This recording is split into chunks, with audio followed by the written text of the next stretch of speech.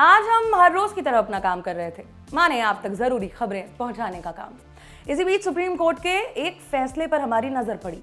फैसला था एनडीए से जुड़ा हुआ। वो एनडीए नहीं जिसकी सरकार है, बल्कि वो एनडीए जो देश के सैनिकों को तैयार करने का काम करता है, यानी national defence academy. Supreme court ने कहा है कि लड़कियां भी एनडीए का एग्जाम दे सकती हैं। हालांकि ये कोर्ट का अंतरिम फैसला है, माने अस्थायी आदेश मान लीजिए, लेकिन फिर भी ये अपने आप में बहुत ही अहम है। वो अकेडमी जो बरसों से आर्म फोर्सेस के काबिल सैनिकों और अधिकारियों को तैयार कर रही है, वहां अभी तक लड़कियों को एंट्री नहीं थी। अब कम से कम एग्जाम देने की तो परमिशन मिली है, यानी हम एक कदम आगे बढ़े हैं। इसलिए ये हमारे लिए वाकई में बड़ी बात है। सुप्रीम कोर्ट ने अपने फैसले में कुछ ऐसी बातें कही हैं जो हमें लगता है कि आपको जरूर जाननी चाहिए। सब बताएंगे आज की बड़ी खबर में। साथ ही ये भी कि एनडीए है क्या और सुप्रीम कोर्ट के इस फैसले पर आर्म्ड फोर्सेस से जुड़े लोग क्या कहते हैं। तो बिना देरी किए सीधे आगे बढ़ते हैं हमारी बड़ी खबर की तरफ। नमस्ते, मेरा नाम सोनाली है और आप देख रहे हैं द ऑर्डिनरी शो।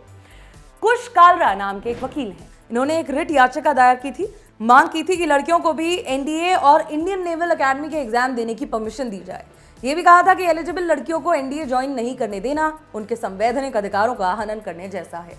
इससे संविधान के आर्टिकल 14, 15, 16 और 19 का वायलेशन हो रहा है। मांग की गई कि लड़कियों को भी एनडीए में भर्ती किया जाए और उन्हें इंडियन आर्म फोर्सेस में भविष्य बनाने का मौका दिया जाए। कहा गया कि लड़कियों को केवल उनके लिंग के आधार पर इस मौके से दूर रखा ना जाए। सेनाओं के सबसे अहम इंस्टीट्यूट में ट्रेनिंग न मिलने की वजह से आर्म फोर्सेस में लड़कियों को दिक्कत होती है। इसी याचिका पर सुप्रीम कोर्ट ने सुनवाई की। लाइव लॉ की रिपोर्ट के मुताबिक कोर्ट ने आज यानी कि 18 अगस्त को एक अंतरिम आदेश पास किया। कहा कि लड़कियों को इस बात की परमिशन दी जाती है कि वो 5 सितंबर को होने वाले एनडीए एडमिशन एग्जाम में पार्टिसिपेट करें। जस्टिस संजय किशन कौल और जस्टिस ऋषिकेश रॉय की डिवीजन बेंच ने यह अंतरिम आदेश दिया। चूंकि एनडीए एग्जाम यूपीएससी कराता है, इसलिए कोर्ट ने इस आयोग से कहा कि वो सुप्रीम कोर्ट के आदेश को ध्यान में रखते हुए एक नोटिफिकेशन जारी करें ताकि कोर्ट का आदेश सब तक पहुंच जाए। हालांकि इस मामले की अगली सुनवाई 8 सितंबर को होनी है और अंतिम फैसला सुनवाई पूरी होने के बाद ही हो जाएगा। इसके साथ ही परीक्षा की तारीख 5 सितंबर तय है, जिसमें अब केवल 18 दिन ही बचे हैं। ऐसे में इस बार होने वाली एनडीए की परीक्षा में लड़कियों को अकोमोडेट किया जा सकेगा या नहीं, इसे लेकर संशय बना हुआ है। अब बताते हैं आपको कि कोर्ट में आखिर हुआ क्या क्या। दरअसल कुश कालरा का पक्ष रख रहे थे सीनियर एडवोकेट चिन्मय प्रदीप शर्मा। उन्होंने बताया कि दायर की गई याचिका पर उन्हें केंद्र की तरफ से एक एफिडेविट मिला, जिसमें कहा गया कि ये सब कुछ पूरी तरह से पॉलिसी डिसीजन है और इसमें इंटरफेयर नहीं किया जाना चाहिए। अगर एनडीए में लड़कियों की एंट्री पर रोक लगी भी है तो इसका ये मतलब नहीं कि उनके विकास और करियर में किसी तरह का परेशानी या किसी तरह की कोई दिक्कत आ रही है। सरकार की तरफ से सुनवाई में मौजूद थी additional solicitor general Aishwarya Bhati. उनसे जस्टिस कौल ने पूछा, आप इस दिशा में अब भी क्यों चल रहे थे? आर्मी में औरतों को परमानेंट कमीशन देने के जस्टिस चंद्रचूड़ के फैसले के बाद भी क्या आर्मी जुडिशियल ऑर्डर पास होने के बाद ही एक्ट करेगी? इसके बिना नहीं करेगी। अगर आप ये चाहते हैं तो हम यही करेंगे। मैंने हाई कोर्ट से ही ये देखा है कि जब तक फैसला ना दिया जाए, आर्मी अपने मन से कुछ करने का नहीं सोचती है। एएसजी ऐश्वर्या भाटी ने इसके बाद आर्मी में महिलाओं को परमानेंट कमीशन दिए जाने की बात कही। इस पर जस्टिस कौल ने कहा, आपको शुक्रिया, आप तो इसका लगातार विरोध कर रहे थे। जब तक कि आदेश पास नहीं हुआ आपने कुछ नहीं किया। नेवी और एयरफोर्स इस मामले में आगे है। आर्मी इस मुद्दे पर यानी कि परमानेंट कमीशन के मुद्दे पर पक्षपाती दिखाई देती है। जस्टिस कौल के इस कमेंट्स के बाद एएसजी भाटी ने अपनी तरफ से सफाई देने की कोशिश की। कहा कि आर्मी में 3 तरह से एंट्री ली जा सकती है। पहला एनडीए, दूसरा इंडियन मिलिट्री एकेडमी यानी आईएमए के जरिए और तीसरा ऑफिसर्स ट्रेनिंग एकेडमी यानी ओटीए के जरिए। इन तीनों में से औरतें ओटीए और आईएमए के जरिए आर्मी ज्वाइन कर सकती हैं। इस पर सुप्रीम कोर्ट ने सवाल किया कि ऐसा क्यों? क्या को एजुकेशन कोई दिक्कत की बात है? इस पर एएसजी भाटी ने पॉलिसी डिसीजन का हवाला देने की कोशिश की। इस पर बेंच ने साफ तौर पर कहा, पॉलिसी डिसीजन जेंडर डिस्क्रिमिनेशन पर आधारित है। हम रिस्पोंडेंट्स को निर्देश देते हैं कि इस कोर्ट के जजमेंट को ध्यान में रखते हुए इस मुद्दे पर कंस्ट्रक्टिव नजरिया अपनाया जाए।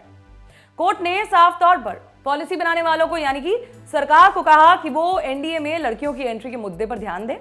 इसके बाद कोर्ट ने आर्मी में महिलाओं को परमानेंट कमीशन देने के मुद्दे पर फिर से बात की। कहा, पूरा प्रयास था कि आर्मी उस मुद्दे पर भी खुद से कुछ करती, यही हमारी प्राथमिकता थी, लेकिन परमानेंट कमीशन के मुद्दे पर भी कुछ नहीं किया गया, फिर जस्टिस चंद्रचूड़ को ही आदेश पास करने पड़े। और अगर पॉलिसी वाला मुद्दा है तो भी आप 2 सोर्स के जरिए औरतों को एंट्री दे ही रहे हैं, फिर आपने एक सोर्स औरतों के लिए क्यों बंद करा रखा है? ये भेदभावपूर्ण है। यानी कोर्ट ने पूछा कि आर्मी में औरतों को ओटीए और आईएमए के जरिए अगर एंट्री मिल ही रही है तो तीसरा दरवाजा यानी एनडीए में उन्हें परमिशन क्यों नहीं है? इस पर एएसजी ने कहा कुछ छूट देनी होगी, एक अलग तरह का प्रशिक्षण होता है।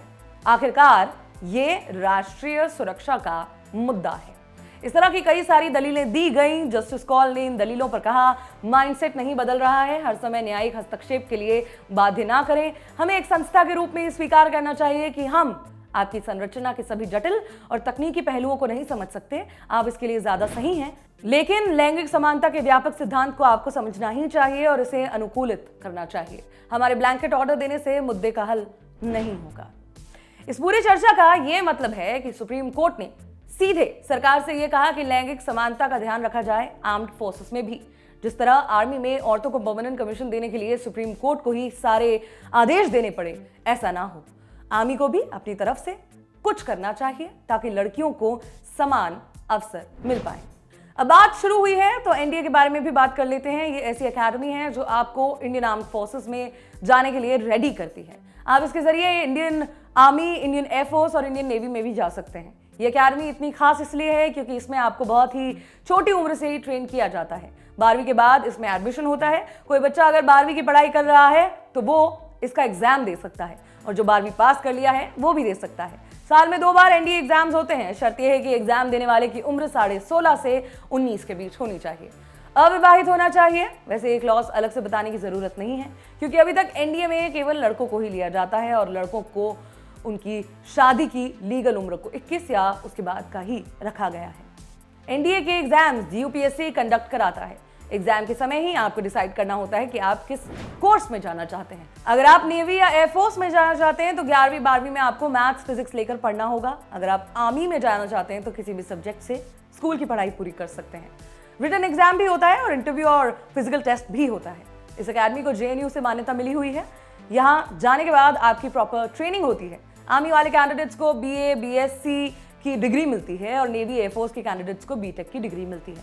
3 साल की ट्रेनिंग पूरी होने के बाद आर्मी वाले कैडेट्स जाते हैं इंडियन मिलिट्री अकेडमी यानी आईएमए। एयरफोर्स वाले जाते हैं एयरफोर्स अकेडमी यानी एएफए और नेवी वाले जाते हैं इंडियन नेवल अकेडमी यानी आईएनए। फिर यहाँ 2 साल की ट्रेनिंग होती है। इसके बाद आपको पोस्टिंग दे दी जाती है। एनडीए की ट्रेनिंग इतनी सख्त और जबरदस्त होती है कि इससे ट्रेन होने वाले कैडेट्स को भविष्य में ज्यादा दिक्कत नहीं होती और यही बात लड़कियां मिस कर जाती हैं क्योंकि उन्हें तो चांस ही नहीं मिलता है एनडीए में एंट्री का। खैर, सुप्रीम कोर्ट के इस अंतरिम फैसले के बाद एक उम्मीद दिख रही है कि आगे सरकार पॉलिसी में शायद बदलाव करे और लड़कियों को भी मौका दिया जाए। कोर्ट के इस फैसले को लेकर आर्म्ड फोर्सेस से जुड़े लोग क्या सोचते हैं, ये जानने के लिए हमारे साथी नीरज ने कुछ पूर्व सैनिक और अधिकारियों से बात की है। आपको सुनाते हैं। हर क्षेत्र में लड़कियों का रिप्रेजेंटेशन होना चाहिए, अच्छे से होना चाहिए और एक बहुत ही इवन ग्राउंड पर होना चाहिए। तो ये सुप्रीम कोर्ट का फैसला है। As a soldier, as a parent, as a citizen मैं उसका स्वागत करता हूँ क्योंकि सुप्रीम कोर्ट ऐसा है कि हमारी अपने बायसेस कुछ हो सकते हैं लेकिन इतने अच्छे हमारे जो जुडिशरी है और बहुत ही सेंसिबल हैं, तो उन्होंने जो डिसीजन दिया है उसके पीछे बहुत सोच विचार लगा होगा, बहुत सारे पहलुओं पर उन्होंने गौर किया होगा, तभी ये डिसीजन दिया। तो मैं इस डिसीजन का स्वागत करता हूँ। 2 बड़ी चीज़ें हैं। लड़कियों का जो बुरा मानना बिल्कुल जायज़ था, वाजिब था कि लड़कों को आप 12वीं के बाद सेनाओं में आने के लिए आमंत्रित कर रहे हैं एनडीए के जरिए, 10+2 टेक्निकल एंट्री स्कीम के जरिए। अभी नेवी का भी बीटेक एंट्री है जिसमें 40 नेवल आप 12वीं में अच्छे नंबर लाएं तो आपको सीधा इंटरव्यू के लिए बुलाया जाएगा। तो ये उनका शिकायत बिल्कुल जायज़ है कि 12वीं के बाद एक समान रूप से जो इक्वालिटी का जो होता है, आप समान उनको चांसेस दीजिए। नहीं निकलते वो दूसरी बात है, लेकिन चांस तो दीजिए। कि अभी तक जो हमारा आउटलुक था, हमने महिलाओं को वीकर सेक्स की तरह ट्रीट किया। क्यों किया, ये सवाल पार्लियामेंट में पूछा जाना चाहिए। Point number 1। पॉइंट नंबर 2 ये है कि महिलाओं की जो ट्रेनिंग है उसके जो पैरामीटर्स हैं वो अलग है। पुरुषों को ज़्यादा भगाया जाता है, उनको कम भगाया जाता है। क्यों भगाया जा रहा है? इकट्ठा भरो। दुश्मन थोड़ी आप में करेगा कि आप महिला है तो आपको मैं थोड़ी देर में या आपको मैं गोली से मारूंगा, आपका गला नहीं काटूंगा। वो तो बराबर तरीके से ट्रीट करेगा। टेररिस्ट है, जब वो बॉम्ब ब्लास्ट कर रहा है वो महिला पुरुष देखेगा ही नहीं। तो आपने जब इक्वालिटी की बात करते हैं तो इक्वालिटी हर फुटिंग पे होना चाहिए। तो जो इनकी ट्रेनिंग है, जैसे पुरुषों की सख्त है वैसे ही इनकी सख्त होनी चाहिए। अब मैं जब एनडीए में गया तो 20-25 मेरे बैचमेट हैं वो छोड़ के चले गए, बिकॉज वो इतनी टफ ट्रेनिंग को विथस्टैंड नहीं कर पाए। मैं इंडियन मिलिट्री एकेडमी में कंपनी कमांडर था। मेरी कंपनी में हर टर्म में 3 या 4 कैडेट ऐसे होते थे, नए आते थे, वो बेचारे चौथे 5वें दिन हताश हो जाते कि सर हमसे नहीं हो रहा। ये तो पुरुषों का हाल है, तो महिलाओं को भी इस स्थिति के लिए तैयार रहना है। अब उनके साथ ये नहीं होगा कि पुरुष 3 किलोमीटर भागेगा आप 1.5 भागेंगे, ऐसा नहीं। वो 3 है तो आपके लिए भी 3। जब हम बराबरी की बात कर रहे हैं तो फिर भाई साहब सब जगह बराबरी होगी। और मुझे यकीन है कि महिलाएं न केवल इस हमारी कसौटी पर खरी उतरेंगी, बल्कि कई ऐसे क्षेत्र हैं जिनमें आगे भी निकल जाएंगे। सुप्रीम कोर्ट ने बहुत बड़ा डिसीजन लिया है and I think it's a stepping stone. Indian army में नाउ अभी विमेन बतौर एक करियर के रूप में ज्वाइन कर सकते हैं। एक शॉर्ट सर्विस एंट्री है ही, बट एनडीए के द्वारा उनकी एंट्री शुरू हो जाती है। एक 18-19 साल का जब बच्चा सोचने लगता है तो अब गर्ल्स भी सोचने लगेंगी, और उस टाइम पे पूरी एक ग्रेजुअल ट्रेनिंग के बाद एनडीए में वो एक बतौर इंडियन आर्मी को करियर के तौर में लेने लगेंगी। तो I am elated, it's a very great news. I think 75th independence day के बाद ये बहुत ही बड़ी न्यूज़ है। रिसेंटली हम लोगों को परमानेंट कमीशन मिला है, ऑल्दो मैं रिटायर्ड हो चुकी हूँ और एक रिटायर्ड जिंदगी व्यतीत करते करते अपना काम कर रही हूँ। But yes, I am immense happy and it's a great news. बहुत देर से प्रतीक्षित निर्णय है, और जो ये जज की बेंच है, जस्टिस संजय किशन कौल, इनके बेंच ने हमेशा 2010 से मैं खुद इसके निर्णय का मुझे एक फायदा मिला था जब उन्होंने हमारे पेंशनेबल सर्विस के लिए निर्णय दिया था। तो तब भी जस्टिस संजय किशन कौल थे। उसके बाद आर्मी की महिला अधिकारी पिछले साल, और उसके बाद नेवी की महिला अधिकारी पिछले साल। तो इन सभी की बेंच में मोर और लेस जस्टिस संजय किशन कौल की मौजूदगी रही है। तो मुझे लगता है एक तरह की निरंतरता बनी हुई है। बहुत अच्छा निर्णय है, पर निर्णय अभी सुप्रीम कोर्ट का है, लागू सरकार को करना है। तो प्रतीक्षा रहेगी कि सरकार भी इसी तरह का एक अच्छा डिसीजन ले ले। ऑनरेबल सुप्रीम कोर्ट ने जो डिसीजन लिया है वो बहुत सारे फैक्ट्स और फिगर्स को मद्देनजर रखते हुए लिया हुआ है। तो इसमें देखना पड़ेगा कि किस तरह के फैक्ट्स एंड फिगर्स उनके सामने प्रेजेंट हुए हैं और जिसके चलते उन्होंने ये डिसीजन दिया है।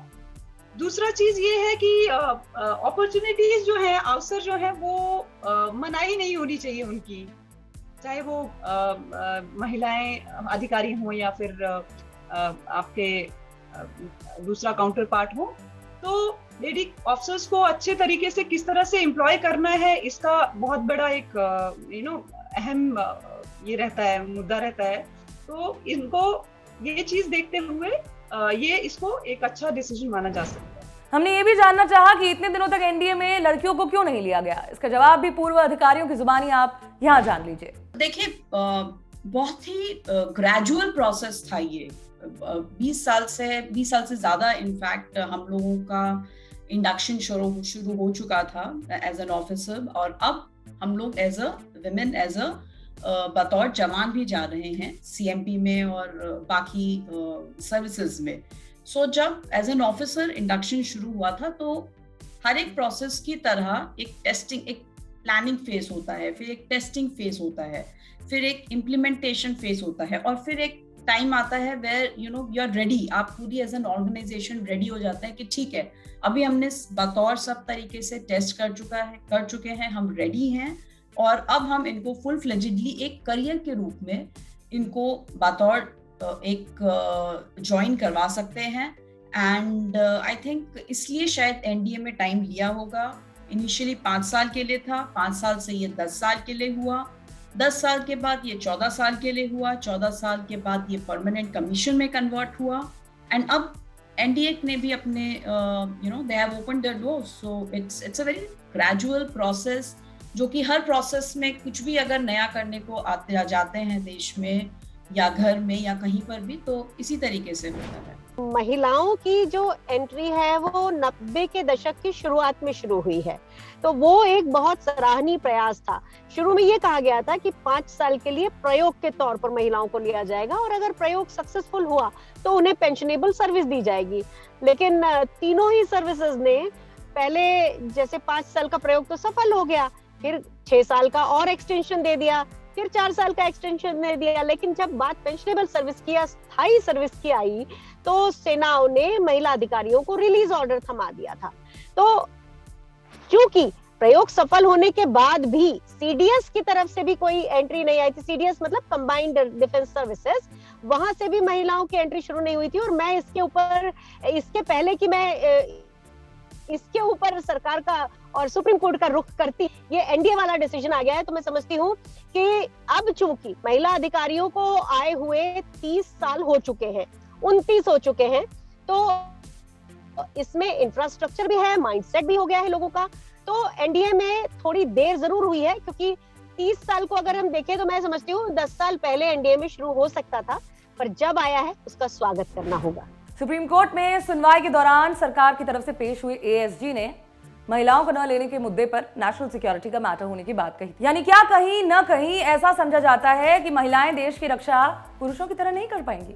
इसका जवाब भी हमें दिया अधिकारियों ने। देखिए, गवर्नमेंट ने नेशनल सिक्योरिटी की जो दलील रखी है वो एक बहुत ही जेन्युइन से पॉइंट पे है कि बॉडी, एक मेल बॉडी और फीमेल बॉडी जो है ना वो डिफरेंट होती है। और आप ये कहें कि जब कोई सर्विस करता है तो वो स्टार्ट करने के टाइम पे तो भले ही स्पिंस्टर होता है, अकेला होता है, एंड ग्रेजुअली जब आप शादी वगैरह करते हैं, आपके बच्चे होते हैं, तो priorities gate divided, they don't change, they get divided. तो आप यहाँ पे इंडियन आर्मी में आके जो सर्विस करते हैं, आप जॉब नहीं करते हैं, आप 24 घंटे की जो सर्विस कहते हैं उसे करते हैं, ठीक है ना। तो उसमें आप ये कहें कि आप सक्षम नहीं है, ये ठीक नहीं है। अगर आप कंसेशन, जैसे मैं हूँ, मैंने भी 10 साल की सर्विस की है, किसी तरह का मुझे कभी नहीं लगा कि बायस है, किसी तरह का अपॉर्चुनिटीज में डिफरेंस है। तो अगर आप बिना किसी कंसेशन के और तैयार सक्षम रह के काम करना चाहते हैं, किसी भी तरह की परिस्थिति में काम करना चाहते हैं, तो आप सक्षम हैं। तो उसमें आप तैयार रहिए कि आपको बहुत सारे सैक्रिफाइसेस करने पड़ेंगे, आपको बहुत सारी चीजों के लिए अपना मन मानना पड़ेगा, और अगर सेवा करनी है तो फिर सेवा भाव से सेवा करनी होगी। भारत की तीनों सेनाओं में आज भी कॉम्बैट रोल्स में, माने युद्ध क्षेत्र में लड़ने वालों में पुरुष सैनिकों की ही संख्या ज्यादा है। महिलाओं की संख्या तो वैसे भी इन सेनाओं में कम है और कॉम्बैट रोल्स में संख्या और भी कम है। इंडियन एयरफोर्स में कुछ महीनों पहले ही कॉम्बैट रोल्स में लड़कियों को नियुक्त किया गया। अवनी चतुर्वेदी, मोहना सिंह और भावना कांत पहली 3 महिला फाइटर पायलट्स हैं जो फाइटर विमान उड़ा रही हैं। नेवी की बात करें तो इसी साल मार्च के महीने में पहली बार 4 महिला अधिकारियों को वॉरशिप्स में तैनात किया गया था। आर्मी की बात करें तो यहां भी सीधे तौर पर औरतों को कॉम्बैट रोल्स में नहीं देखा जाता। इसे लेकर एक्सपर्ट्स क्या कहते हैं, सुनिए। आर्मी में अगर मैकेनाइज्ड इन्फेंट्री छोड़ दिया जाए, आर्मर्ड कोर छोड़ दिया जाए, इन्फेंट्री और आर्टिलरी, ये 4 हैं जिन्होंने दुश्मन से गुत्थम गुत्था होना है, जो या तो गला कटवा देंगे या गला काट लेंगे। उस तरह के एंगेजमेंट, हाई इंटेंस, मतलब इन सब जो कॉम्बैट आर्म्स हैं उनका हम देखते हैं कि कितनी वायलेंस आपने झेलनी पड़ सकती है।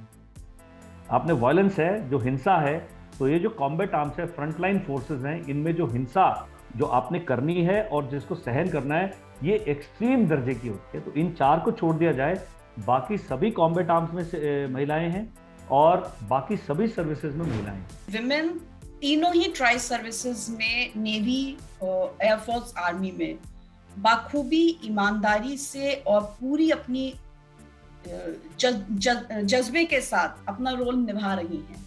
सो विमेन अभी नेवी में भी वॉरशिप्स में ऑनबोर्ड होने लगे हैं, एयरफोर्स में भी वो कॉम्बैट एयरक्राफ्ट्स में जा रहे हैं, और आर्मी में भी राइट फ्रॉम जम्मू कश्मीर के एक कोने से नॉर्थ कश्मीर, साउथ कश्मीर से लेके नॉर्थ ईस्ट के हर एक कॉम्बैट जोन में विमेन ऑफिसर्स एक बहुत ही सीरियस तरीके से डिप्लॉयड हैं as an officer, as a leader, और वो पूरी अपनी शहादत, अपनी पूरी जज्बे के साथ और पूरे पैशन के साथ अपनी ये जिम्मेदारी निभा रहे हैं।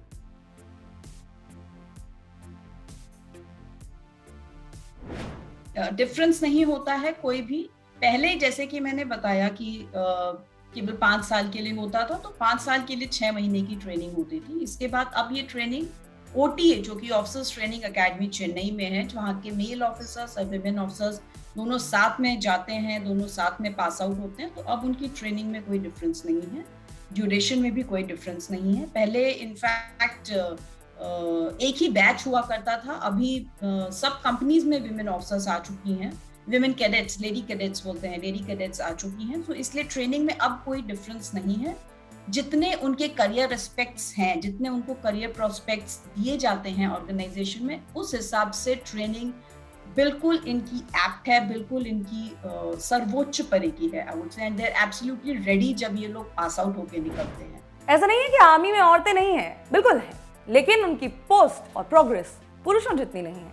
पहले औरतें केवल आर्मी में डॉक्टर या फिर नर्स की ही पोस्ट पर होती थी। समय के साथ उन्हें दूसरे रोल्स में लिया गया, लेकिन शॉर्ट सर्विस कमीशन के चलते औरतों को 10 से 14 साल में ही आर्मी छोड़नी पड़ती थी।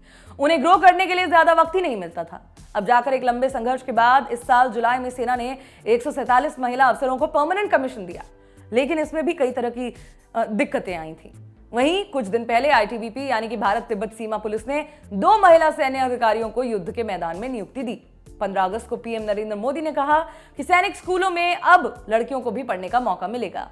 हालांकि 2-2.5 साल पहले मिजोरम के सैनिक स्कूल में पहली बार लड़कियों को प्रवेश दिया गया था। उसके बाद अब सभी 33 स्कूल्स में यह फैसला लागू होगा। यानी हम आगे बढ़ रहे हैं, लेकिन स्पीड बहुत ज्यादा स्लो है और थोड़ा भी आगे बढ़ने के लिए बहुत धक्का लगाना पड़ रहा है, लंबी कानूनी लड़ाई लड़नी पड़ रही है। ये साफ दिख रहा है कि नियम बनाने वालों में शायद कहीं ना कहीं इच्छा शक्ति की कमी है। उम्मीद है कि ये कमी जल्दी खत्म होगी और हम सेना से जुड़े हर क्षेत्र में लड़कियों को देख सकेंगे। ये थी आज की बड़ी खबर। अब आपको दिखाते हैं दिन का वीडियो।